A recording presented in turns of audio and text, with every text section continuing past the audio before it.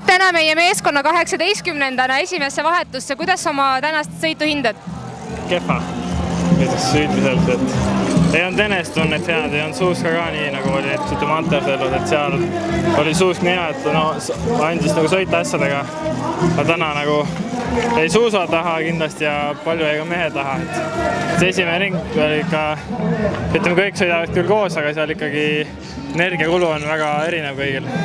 Millal tundsid esimest korda, et hakkad teistest maha jääma? Eessast tiirust välja tulles siis oli juba siuke 5 meetrit oli vahe, et pidi nagu sõitma siin Pöördele ja Lesseri nagu neil 5 sekundit järgi, et see nagu ei käinud kiiresti, et see oli ka siuke minut aega siukest rabelimist, et nad kõigepealt kätte saada ja siis taga kerge ei olnud, et seal põhitõusu peal tolleks korraks olid nagu juba, ütleme, energiat ei olnud nii palju, et seal enam nagu käiku edasi panna. Räägi nüüd laskmisest. Esimene tiir oli väga kiire, väga korralik.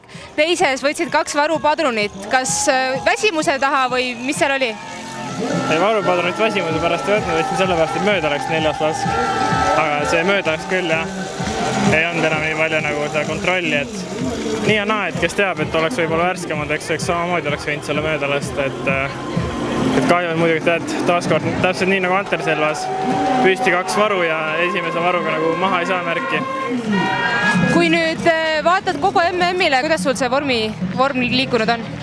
Individuaalis oli üllatavalt hea ja nüüd ütleme oli üllatavalt kehv, et ma ei tea, kas see oli nagu individuaalist või millest see tund on. Ma ei usu, et nagu otseselt sellest ka need individuaalist nagu oleks väsinud, et siin on ju kõik mehed sõitsid seda individuaali ja paljud ka enne seda sprinti jälitust. Et ma ei teagi millest, aga täna oli ikka ei olnud päris mina ise. Oma varasema MM-i kõrgema koha 81. eelmisest aastast, mil sul esimene MM oli, vahetasid sel korral 45. vastu individuaalis. Kuidas sa ise oma MM-iga rahule jääd? No ta ongi siuke nii ja naa 50-50, et pool oli hea, pool ei olnud, et tänane teade oli ikkagi korralik, siuke väga kõva ärakukkumine peale pärast teist tiiru.